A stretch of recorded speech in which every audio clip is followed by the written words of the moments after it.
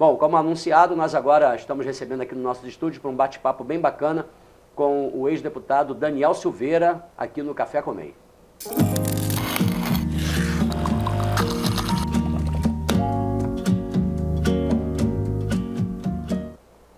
Recebo aqui com muita alegria, há muito tempo que a gente não tinha contato, estava aí na correria, ele de um lado e eu do outro, mas recebendo novamente aqui com prazer o ex-deputado Daniel Silveira, um amigo, um petropolitano. Prazer receber aqui, desde já agradecer, Daniel. Prazer é meu, Ney. Prazer a todos os telespectadores. Vamos trocar essa ideia. Bater um papo aí, né? Bacana. Muita gente que... Inclusive, já teve um programa aqui que eu cheguei até a falar, muita gente... Eu me lembro que nós fizemos uma retrospectiva e eu botei algumas entrevistas aqui e relembrei uma entrevista que tive com você, na época antes das eleições. Sim, né? Em tempo. E algumas pessoas chegaram a perguntar, pô, como é que está o deputado? E aí, leva ele de novo. O pessoal que te acompanha, claro, que te segue, né? Então, agora surgiu a oportunidade. Desde já eu quero agradecer toda a tua assessoria, o Rafael, que nos atendeu com todo carinho lá, com a maior atenção, para a gente estar junto aqui. A nossa televisão, o tempo é corrido, né? Nosso tempo é curto, mas a gente vai tentar ver aquilo que mais chegaram como dúvida, curiosidade. Nós, depois que anunciamos que você ia vir aqui, algumas perguntas chegaram e tal, de telespectadores, a gente vai tentar passar. Primeiro, qualquer pergunta que for feita aqui, né, e por critérios judiciais ou qualquer outra coisa, se você não quiser responder, fica muito à vontade, tá? Fique tranquilo, eu falo sobre qualquer coisa. É teu aqui. Então tá ótimo. Bom, para início de conversa aqui, né, para a gente começar, eu gostaria que você explicasse para a galera que está nos assistindo, seus eleitores, seguidores, enfim, quem te acompanha politicamente. Como está a tua situação hoje?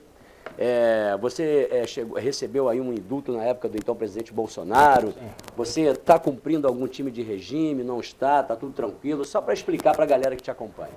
Juridicamente ou de forma mais rasa? Eu posso fazer uma síntese jurídica rápida. Pode ser. Porque, assim, o que acontece? A graça constitucional, que é exatamente um indulto, só que ao invés de ser um indulto coletivo, a graça ela é individual. É individual. Portanto, a esquerda, infelizmente, utiliza muito subterfúgio de narrativa. Só que a graça, ela não tem o princípio que nós chamamos da impessoalidade, porque ela é pessoal, ela é individual, ela é direcionada a um indivíduo, seja inimigo, amigo ou um desconhecido, tanto faz. Isso não tem um pesar jurídico.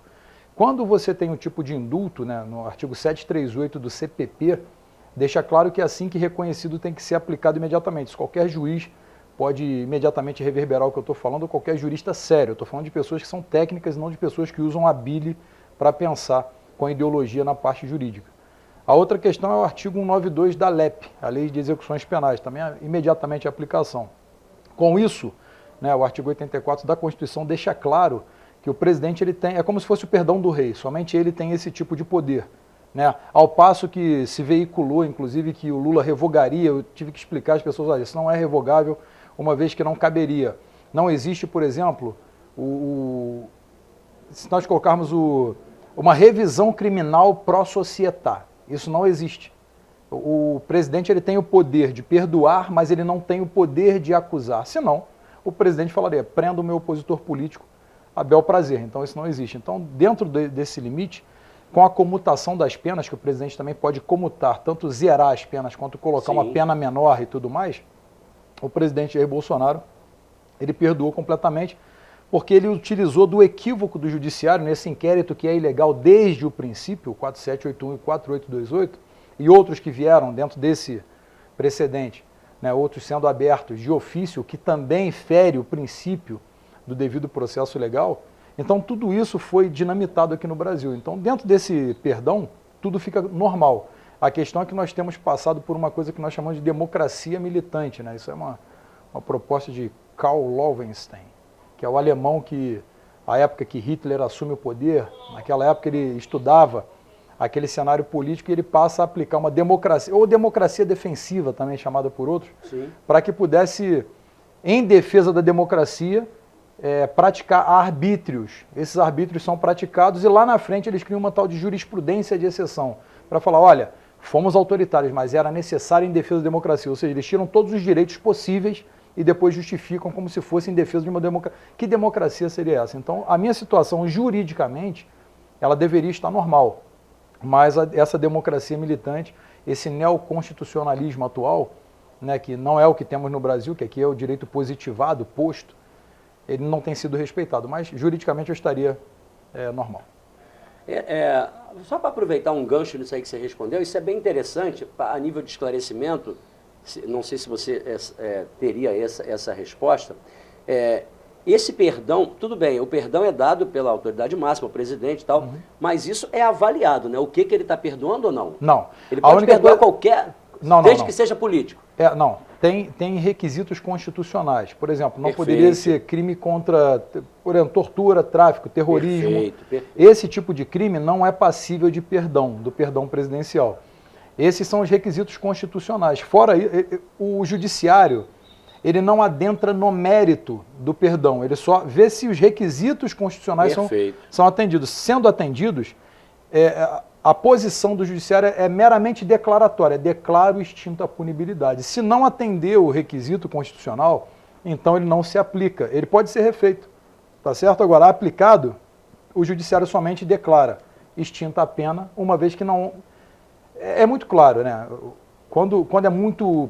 o direito é positivado e expresso, não cabe discussão. Evidentemente que vem um jurista que quer submergir, talvez, né? O outro quer emergir, um se cala e o outro fala demais. E esse, para falar demais e aparecer, ele tira a tecnicidade e começa a colocar o seu pensamento, criando a doutrina de uma pessoa só. Ele fala, não, eu acredito que não, mas o que está cheio nessa caneca aqui? Água. Se eu tirar de café, se eu encher de água e falar que aqui eu vou encher de água também, não, aqui tem café, eu vou encher água de café. Não dá para encher uma lei com o meu entendimento. A lei você interpreta ela, você pode até encher a subjetividade da lei, mas você tem que acompanhar o raciocínio objetivo dela. Já dizia, né, o grande juiz norte-americano, o Scalia, ele falava, se você tem a letra de lei expressa, não há o que se falar, é game over, você não discute mais. Né? Anthony Scalia, ele é até um grande doutrinador e muito respeitado, né, jurista norte-americano. Então, quando ele falava isso, estava muito claro, o que está escrito na lei, posta, é o que é para ser cumprido. A interpretação é dentro daquele limite da lei. Não cabe você botar além daquilo. Perfeito, a tua explicação foi perfeita, era exatamente isso que eu tinha a preocupação de ter dúvida por parte de algum telespectador. Se alguma pergunta aqui tiver alguma colocação errada, você me corrige, pode ficar à vontade. O TRE negou o teu registro de candidatura ao Senado. Sim. Certo? Embora não pudesse. Você fez 1.500.000 votos mesmo assim. Sim. Como é que você acabou de falar, embora não pudesse, como é que você avalia esse registro negado pelo tribunal? Então, foi mais uma parte da democracia militante, porque o relator, o desembargador Tiago, ele foi o relator. Ele pegou a própria súmula, né, do TSE, e essa súmula ela diz claramente que uma vez extinta a punibilidade, extinta a pena, cessa também a suspensão dos direitos políticos. O que significa? Se a pena foi perdoada, a suspensão dos direitos políticos também é cessada. E o desembargador, inclusive, isso é tese do próprio TRE que subiu ao TSE e foi sumulada a matéria. Sim. Súmula 11, salvo engano. Súmula número 9 do TSE. Essa súmula, ela deixa muito clara, né? Extinta a pena, cessa a suspensão de direitos políticos. O desembargador Tiago, ele relatou e foi justamente nesse sentido. Olha, a lei diz A, nós sumulamos matéria nesse sentido dizendo que ele está elegível. Esse foi o relator. Os outros começaram, uma pediu vista, uma desembargadora, e o restante votou imediatamente, eu soube. Né, e evidentemente são fontes seguras e confiáveis que o Alexandre de Moraes ligava diuturnamente para o presidente do TRE para pressionar sobre o meu caso para que eu ficasse fora do pleito a qualquer custo. Foi uma perseguição ad hominem, né, e completamente ilegal dentro da lei. Dentro disso, a mídia começou também a militar, dizendo que eu estava inelegível, impugnado sem estar. Mesmo que eu estivesse respondendo por um crime real, ainda assim estaria sob júdice. Se está sob júdice, você está no pleito, independente do tempo que isso leve. Tanto que o bloqueio do meu fundo, do fundo eleitoral que eu faria... A mídia chegou a divulgar isso? Divulgou tudo isso. A mídia divulgou o bloqueio do meu fundo, inclusive essa parte, a própria mídia de tendência mais esquerdista, alertou sobre o perigo. Olha, o Daniel ainda está sob júdice, então não há que se falar em bloqueio do fundo eleitoral, porque eu concorri sem um centavo. Eu concorri para uma campanha de majoritária, muitas pessoas têm a dúvida por que não veio a deputado. Eu decidi vir a senador para ver a ressonância, o presidente tinha pedido para que eu fosse candidato ao Senado também, e analisar a ressonância. Se eu não tivesse sido perseguido nesse sentido, eu não precisava nem do dinheiro do fundo eleitoral, se eu tivesse a minha rede social, sem estar censurada pelo... Olha só o absurdo, um deputado censurado pela Suprema Corte, que deveria defender a Constituição. É um absurdo, quanto mais eu falo, menos eu acredito, de tão enlouquecedor que é. Mas se eu tivesse a minha rede social liberada e tempo de TV, sem sombra de dúvida eu tinha levado o Senado, mas a mídia botou que eu estava impugnado todo dia, inclusive chegou ao ponto de colocar o perigo de votar em Silveira e eleger Molon, para que me esvaziasse de votos e votassem ou no Romário ou na Clarissa. Eu não tenho nada contra nenhum dos dois, inclusive a Clarissa me dou muito bem com ela, o Romário eu ainda não conheci, né, pessoalmente. Mas a Clarissa, ela levou muitos votos de pessoas que não queriam votar no Romário, não podiam votar em mim, mas queriam e votaram na Clarissa. Eu posso te dar uma métrica de 10, né? 6 pessoas em 10 vêm falar comigo, eu votaria em você se não tivesse impugnado. Eu explicava, olha, não estava impugnado e eu ia assumir essa cadeira. Cara, pô, então na próxima eu voto. Quer dizer, de 6 para 10 é muito. Transforma isso em voto. Então daria pelo menos uns 4 milhões de votos. Seria uma campanha justa, mas não foi justa, foi injusta. Ainda fiz quase 1.600, é muito voto. É muito voto, voto. É muito voto. Na época, nós fizemos aqui a cobertura ao vivo aqui das eleições, dando o resultado, e eu cheguei a comentar isso. Eu queria até agradecer as pessoas que acreditaram nisso. É uma oportunidade também. Eu sempre agradeço, sempre que eu tenho espaço. Sim, sim. E eu cheguei a citar aí, a mencionar isso aqui, porque realmente foi uma votação. Muito e como expressiva. você disse, né, se não tivesse tido nada disso não, tinha levado, eu não tenho dúvida. Tinha passado de 3 milhões e 500 mil votos. Não, tinha levado a eleição, não tenho a menor das dúvidas. Eu tinha levado essa eleição seguramente. Bom, já que a gente está falando de resultado de eleição, Lula presidente, mas o que a gente via aí pelo Brasil inteiro era uma manifestação em massa a favor da reeleição do presidente Bolsonaro. Sim. E mediante a isso tudo, né, um dos assuntos que mais circularam depois do resultado das eleições foi uma pergunta que não quer calar e eu quero fazer ela a você aqui. Você acredita em fraude das urnas? Claro que eu acredito. Tranquilamente. Não há que se falar em segurança quando você não tem transparência, né? Como se você falasse para mim que isso aqui que nós vamos tomar é café, mas é um líquido preto e não tem gosto de café. Eu falo, pô, mas parece café, tem cheiro de café, mas o gosto não é café. Então, é basicamente isso. As pessoas aqui, o brasileiro, ele só vai conseguir alçar a vitória política de fato. E alçar a vitória política não é se sagrar eleito. Alcançar a vitória política é você entender o que é política. Então, o que acontece? No Brasil é violado há 26 anos o direito do artigo 37 da Constituição, o princípio da publicidade. Esse princípio é um princípio administrativo. Daniel, o voto tem que ser secreto, é claro que tem que ser secreto, mas ele não tem que ser secreto ao ponto que eu não possa falar o meu voto. Ele não é secreto nesse sentido, ele é secreto de forma que o Estado não tenha como me coibir a fazer o que ele queira. Perfeito. O voto secreto é isso. O Estado não pode saber em quem eu votei. E nem pode me coagir a fazer o que ele quer ou me coibir de fazer o que eu queira. Então, esse é o voto secreto. Mas a contagem, ela tem que ser pública. É isso que a gente briga. Nós brigamos para que a transparência tenha amplo aspecto para o eleitor. Por exemplo, você foi lá e votou na urna. Você não tem mais o controle sobre o seu voto. Se você quiser conferir, você não pode mais. Ao passo que todos os países fazem o caminho anterior, que é o voto em cédula, e a contagem é pública, ela é filmada de todos os ângulos, é mostrada. Na Califórnia... Vai na contramão disso aí. Na Califórnia tem a urna eletrônica, mas ela é muito diferente. Ela não contabiliza voto, ela tão somente por conta de rasuras na cédula, você digita na urna, a tela mostra, né? E você imprime. Aquela impressão é depositada na urna. Ali é feita a contagem, não é na urna. A urna de papel, depois ela é contada e conferida. É sobre isso que nós falamos. Aqui, você está lidando com uma estrutura jurídica imensa, que é todo o STF, o TSE e cortes superiores. E essas cortes são formadas em ampla maioria por pessoas que sequer passaram em concurso de magistratura, mas eram advogados militantes nomeados. Vide Fachin, vide Lewandowski, vide Barroso. São extremamente militantes que foram nomeados. O que eles vão defender? A lei ou o que eles pensam? E a magistratura, ela não é uma brincadeira. Por quê? Você tem os seus conceitos, eu tenho os meus conceitos. Perfeito. E quanto mais velhos nós ficamos, mais experientes, mais convictos do que acreditamos, nós ficamos também. Então, para você ser um magistrado, você tem que estar acima do seu conceito. Eu não concordo com o que isso tem a dizer, com o que ele tem a dizer, com que eu não concordo com essa lei, mas a lei está escrito que eu tenho que fazer isso. Portanto, eu coloco o meu conceito abaixo dessa lei, aplico a lei.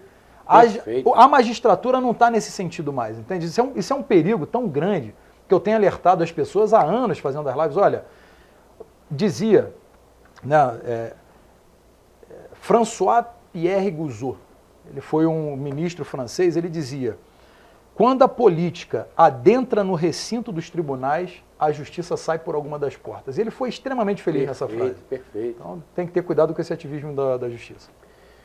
É como se eu desse um cargo para uma pessoa que ela tem poder de me julgar, de definir o meu futuro. Eu posso dar um exemplo prático? À vontade. Vou te dar um exemplo prático. Dias Toffoli. A carreira jurídica dele é pífia. Ele é um jurista muito mediano, trabalhou como assessor do PT na Câmara há muito tempo, foi reprovado 2 vezes no exame da magistratura, TJ de São Paulo, só me engano, 95 e 96. E, de repente, foi ao... Aí, o que acontece? Qual o desdobramento disso? Quando um advogado ele é reprovado na magistratura, a OAB, por obviedade, ela não sustenta mais o nome e uma indicação na lista tríplice para desembargador pelo 5º, porque ela já julga prejudicado o notável saber. Porque se você não passou nos conhecimentos gerais da magistratura, como que tem notável saber para ser um desembargador? Então, o Dias Toffoli já foi retirado para não ser mais observado nessa lista tríplice. Aí ele é nomeado ao STF. O que vai acontecer? Ele não passou na magistratura por 2 vezes na primeira fase, mas ele vai ser capaz de reformar as decisões daqueles que ele não conseguiu ser aprovado naquele tribunal. É um negócio tão absurdo, cara. Porque assim, isso. Eu não passei para esse tribunal, mas olha, eu não concordo com a sua decisão, estou revogando. Aí, juiz, mas eu sou aprovado aqui, a doutrina diz isso. Não, mas a minha aqui eu acho que não. E tá tudo bem, cara. Esse é o Brasil.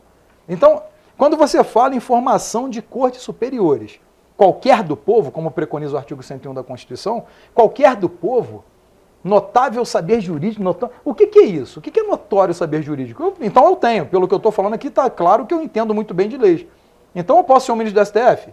Eu tenho meritocracia para isso? Eu passei em um concurso de magistrado? Acho que se eu fosse indicado hoje ao STF, provavelmente eu não aceitaria, porque eu acho que deveria ter uma meritocracia nisso.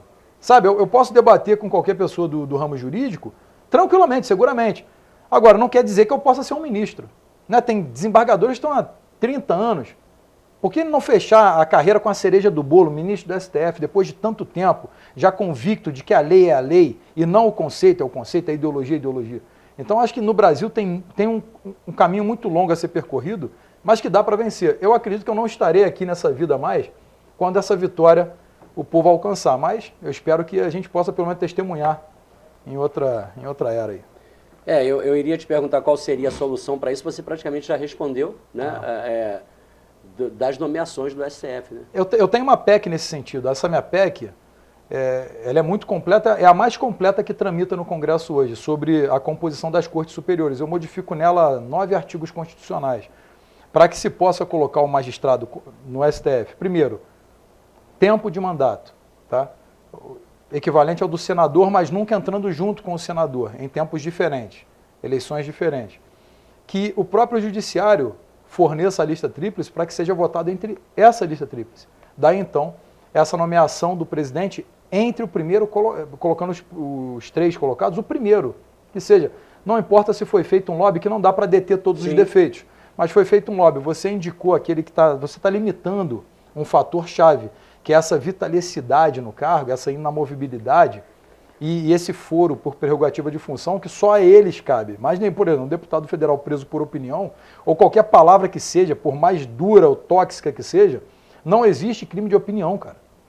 Se eu te xingar aqui ou xingar qualquer um, eu vou talvez cair um crime de injúria, crime contra a honra, né? Um crime talvez de, se eu caluniar você, imputar um fato criminoso, calúnia, eu vou responder por isso, mas é pena de menor potencial ofensivo, é sursi processual. Então não é que se fala, mas ele exagerou, tudo bem. Então se tu me mandar para aquele lugar, eu vou mandar te prender 10 anos, tá tudo bem para você? Aí a pessoa começa a raciocinar, não, peraí, é exagero demais. Pois é, o que você está aplaudindo, né, o tempo todo. Você perdeu o conceito da realidade, da estabilidade, normatividade jurídica no Brasil. Está muito perigoso. Está perigoso mesmo. Muito complicado. E é disfarçado de democracia. O verniz da legalidade, todo mundo, pô, tá tudo bem, porque a mídia fica acariciando esse tipo de ação. Hipocrisia absurda. É melhor você ter um tanque de guerra apontado para você, tu sabe quem é teu inimigo, do que um cara que está sorrindo para você, falando em ilegalidade e comete a ilegalidade e a mídia acoberta. Isso é muito perigoso. Infelizmente tem acontecido. Muito. Nós estamos batendo um papo aqui com o ex-deputado Daniel Silveira. E eu gostaria agora, Daniel, da gente, o nosso tempo está indo embora, claro, da gente falar agora um pouco sobre Petrópolis, né? Sim. Nós tivemos aí uma votação bem expressiva do presidente Jair Bolsonaro, como nas últimas eleições, né? A direita ainda tem a maioria em Petrópolis, mas tanto que o próprio governador também aí foi eleito primeiro turno com uma monstruosa vantagem aí sobre o segundo colocado. Mas o que mais foi curioso nisso tudo é que Petrópolis só fez um deputado estadual e de esquerda, que é o Yuri Moura, que foi vereador, que inclusive sempre atacou muito você no plenário da Câmara e tal. Eu nunca respondi porque eu não vou dar tamanho para quem não tem. Como é que você vai ver essa situação? A direita com a maioria dos votos, mas só fez um deputado de esquerda. A gente sabe que tem negócio da nominata, essas coisas todas, mas no geral, como é que você vê isso? Então, eu vejo assim, não adianta ter um líder sem militância, né? O presidente Bolsonaro ele se tornou um líder imediato com uma militância ainda sem coordenação. A direita despertou e o precursor, na verdade, disso tudo foi o Olavo de Carvalho. Ele começou com tudo isso. O Bolsonaro, evidentemente, sempre acompanhou o professor Olavo e de lá para cá a esquerda começou a perder um terreno na intelectualização da militância. Tá? A militância conservadora, então começaram a surgir lideranças em todos os municípios, né? Em um município, aqui são 92, você tem 10 lideranças, 15, elas começaram a então meio que discutir entre eles. Olha, ele não é o representante da direita, sou eu. Isso é um grande erro. Você tem que entender, essa é a minha visão, aplique quem quiser, eu entendo que a ideologia é uma corrida de bastão. Né? A escola de Frankfurt ensinou a esquerda a crescer dessa maneira. Eles passam o bastão, é a causa, não é o eu. É a causa. Você vai correndo atrás daquela ideologia, tentando mostrar o conceito de sociedade e vai vencer quem detiver a narrativa e sustentar por mais tempo. Tá? Então você não aguenta mais correr, passa o bastão para que um outro militante continue essa corrida e se sagre campeão lá na frente. Essa briga, essa falta de coordenação atrapalha na escolha dos líderes. Enquanto a direita não fez um deputado de direita, mas eu fui o mais votado aqui, inclusive, para o Senado. Só que deputado, eu seria reeleito sem sombra de dúvidas, eu não tenho a menor das dúvidas. Mas a direita precisa dessa coordenação para escolher esse representante. E ela tem que ter em mente, a direita, que é muito além da pauta liberal. Isso não é... o que vai fazer diferença no mundo vai ser você ter alguém capacitado para discutir essa pauta, as pautas principais sobre o tripé social, saúde, educação, segurança, dentre as assistências sociais, tudo isso é importantíssimo, porque é o princípio que rege a sociedade. Mas você não pode esquecer o conceito social de respeito, de moralidade, de bússola moral. O conservadorismo em si é aquilo que nós temos. Você fala em liberalismo cultural. Cara, na minha concepção é um absurdo.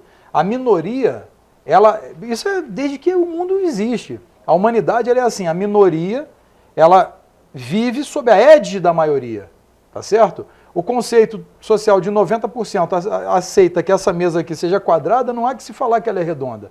Mas vem uma minoria estridente e grita que ela é redonda. E isso passou a se tornar verdade e oprimir a maioria. Então a direita tem que ter essa percepção, se coordenar para levantar a narrativa correta, para não perder para mentira. Eu acho que falta coordenação para que se tenha liderança. Hoje Petrópolis está aí governada novamente aí o governo, a gestão aí do prefeito Rubens Bom Tempo. Eu aqui no programa, eu recebo denúncias, reclamações. Então, eu tenho recebido centenas, semanalmente, de reclamações e denúncias de um governo que está aí no seu 4º mandato. A população acreditou pela 4ª vez, pelo menos a gente acredita que foi a população, que foi as urnas, né? Vamos colocar nesse conceito que foi. Foi a população. Depois de de problema com justiça, o STF absolver e tal, o Rubens Bom Tempo está aí de volta. E a população tem demonstrado uma insatisfação, uma frustração muito grande por ter acreditado num quarto mandato do prefeito Rubens Bom Tempo. Como é que você está vendo a gestão de Petrópolis hoje? Procede essas reclamações, essas denúncias? Você tem acompanhado o trabalho do governo? Acompanho. Olha, eu acho que é um governo muito aquém, na verdade. Aqui, a arrecadação em Petrópolis é de 1,2 bi, né, anualmente. É uma boa arrecadação. Se considerar com outros municípios do Rio. Só que Petrópolis também, curiosamente, esse dado não é muito divulgado, é o segundo município mais corrupto. Quer dizer, isso é muito ruim, porque é uma cidade que ela tem um alto potencial turístico, Total. que é aproveitado, mas ainda aquém também do que deveria. Deveria ter um empresariado muito maior, um núcleo empresarial maior, né, com mais, talvez, isenção do imposto de renda e melhorar a logística, porque aqui passa tudo também. Nós temos uma rodovia que corta e vai para vários estados, passa por Petrópolis. Tá certo? Você pegar Rio, São Paulo, Bahia, Minas, Brasília, então Goiânia, você passa por aqui de qualquer maneira. É uma das passagens. Então, se você melhorar essa logística, eu acho que Petrópolis você tem que ousar.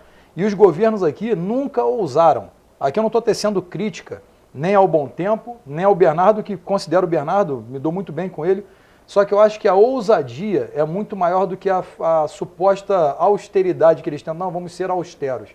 O dinheiro que o contribuinte coloca no município, isso tem que ser gasto mesmo, mas tem que levar ao contribuinte o serviço para que ele enxergue isso, seja palpável. Olha, eu estou pagando os meus impostos, eles estão retornando para mim em serviço e de qualidade. Eu não quero fechar a prefeitura superavitária, eu não quero. Eu não quero ter dinheiro em conta, eu quero estar no 0 a 0. Eu não quero estar no negativo, mas também não quero ter dinheiro guardado. Eu quero fechar, quero 0 a 0. Zerei as contas, está tudo 0 a 0. A população está bem, pavimentamos melhor a cidade, colocamos um viaduto, rotatórias, tem vários planejamentos com pessoas sérias e técnicas, ao invés de um cabidão do amigão que vai no churrasco e coloca o amigo ou o parente. Perfeito. Você tem que colocar... Eu não quero saber se o prefeito... Eu sempre falei isso. Se o prefeito sorri e acena para mim, tanto faz. Eu quero que o prefeito trabalhe. Ele pode ser mal-humorado, pode ser mal-educado, pode nem olhar na minha cara, mas eu quero entrar no hospital e o hospital está... A saúde nós temos 35% do orçamento só para a administração. Eu falo isso há anos. E o nosso SUS é muito bom. Né? Petrópolis tem um teto maior. Isso tudo é importante você ver, porque Petrópolis atende municípios vizinhos. Sim. Ou seja, você recebe mais dinheiro da saúde. Tudo isso tem que ser falado para a sociedade para que ela entenda, poxa, eu posso lutar por algo melhor? E se eu não venço na minha palavra, eu vou ter que vencer no voto. E eu tenho que saber votar. Por quê? Você tem que conversar com o seu candidato e esse candidato depois tem que conversar com você depois de eleito. Por exemplo, e aqui eu vou me gabar nesse ponto, não deixei de estar nas ruas um único dia. Esse meu número aqui que tu me mandou mensagem é meu há 18 anos. Eu fui eleito, muitas pessoas, pô, Daniel, nem consigo mais falar contigo. Eu falei, tu me mandou mensagem? Tu não está mais com o seu número. Eu falo, cara, é meu há 18 anos. É o mesmo número. Então não tem hipocrisia do meu lado. A minha conversa é uma só e tem um único sentido. Perfeito. Bom, a nossa hora estourou, tá acabando? Tá indo embora. Foi mal aí. Desculpa aí. Não, tá perfeito, cara, perfeito. Uma pergunta que chegou pra gente aqui, 2 perguntas pra gente encerrar aqui, a gente vai resumir aqui, depois eu quero fazer um bate-bola aqui contigo. Primeira pergunta, teve uma pessoa que infelizmente não teve como não ligar isso aqui a você, inclusive esse telespectador me parou na rua. Ele falou, Ney, eu achei um absurdo, o pessoal reformou a Praça da Liberdade, fizeram uma pintura lá, pintaram o rosto da Marielle Franco, o que essa mulher tem a ver com Petrópolis para ter o rosto dela pintado numa praça pública da cidade? Qual a tua opinião sobre isso? Olha, eu nem sei, isso eu não acompanhei se tem lei orgânica sobre isso, porque para ter, tem que ter. Agora, a Marielle Franco, todo respeito, eu não quero saber quem era, porque eu não sabia quem era. Mas veja bem, vários vereadores morrem, praticamente a cada 2 anos, vários, Sim. Na Baixada Fluminense. Candidatos morrem, é como se fossem cachos de bananas caindo. Só que ela, por ser de esquerda, LGBT, aquele produto vendável, né, dessa neocultura marxista, vamos fazer isso aqui um mártir, como que querem criar talvez um novo mártir para poder colocar mais uma esteira política, ideológica para poder utilizar. A esquerda trabalha em cima do sofrimento para conseguir resultados, é isso. Eu acho que é um absurdo, não tem porquê. Pode fazer, tem memorial Marielle Franco no Rio de Janeiro, foi passada uma lei orgânica e lá ficará. Agora, em qualquer lugar quer botar uma placa, quer botar... Mais uma vez, repito, nada a ver com a pessoa, com a família, só que eu acho que isso é um absurdo, não tem sentido. Não tem ligação nenhuma com a cidade. Eu também achei um absurdo quando eu vi a pintura ali. Eu acho um absurdo. E a pergunta principal aqui, muita gente mandou aqui pra gente essa pergunta, né? Inclusive eu estava olhando aqui, o zap aqui, para ver se chegava mais alguma coisa. Daniel Silveira é um possível candidato à Prefeitura de Petrópolis? Olha, tudo é possível, né? Mas é uma vertente que nós temos, que eu tenho estudado bastante. Nós que eu falo, né, são vários apoiadores e tudo mais. Então, quando eu falo nós, são as pessoas que acompanham também. Muitas pessoas me pedem isso, vêm por grupos de WhatsApp, às vezes vêm pela internet, minha assessoria e tudo mais, e muitas pessoas pedem, né? Aí fica entre aqui e o Rio de Janeiro. Há a possibilidade também do Rio de Janeiro ser... Também. Tá. Independente de Daniel Silveira, você acha que Petrópolis precisa, nas próximas eleições, de ter virar uma página com essa velha política que está aí? Nós tivemos aí o Ingo Ramos interinamente, que fez um bom trabalho. O Ingo foi um excelente gestor, é um bom nome, o Ingo Ramos. Ele é uma pessoa que ele é extremamente centrado, é uma pessoa que eu gosto, me dou muito bem com ele.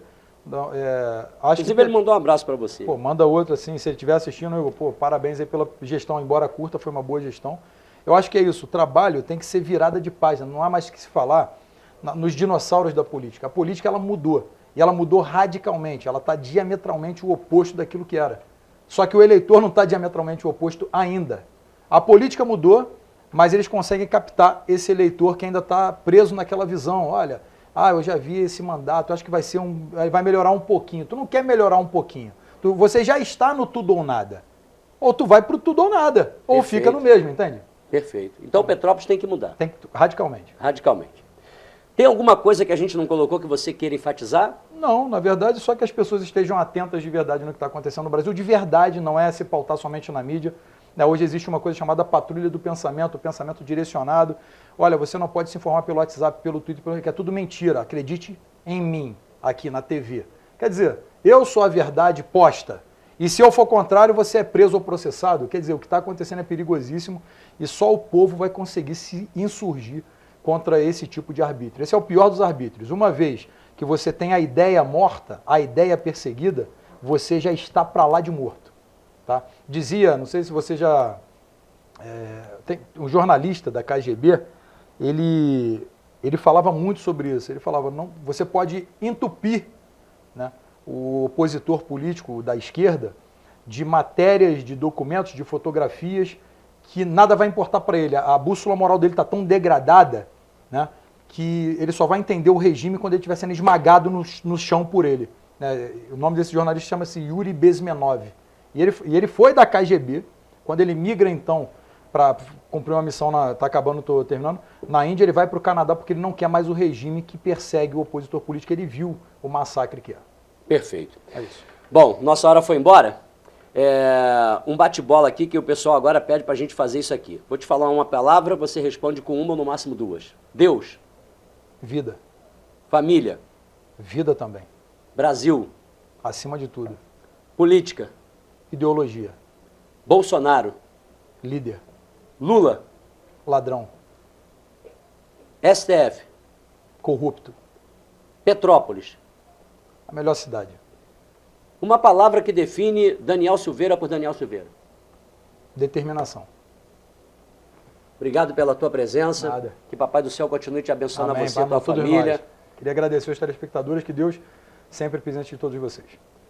A gente agradece aqui a presença aqui do ex-deputado Daniel Silveira e a toda a sua assessoria. Obrigado aí a todos pelo carinho que estiveram com a gente. E você continua ligado aí na programação da TV Correio da Manhã, gente. Um abraço a todos, fiquem todos com Deus e até a próxima.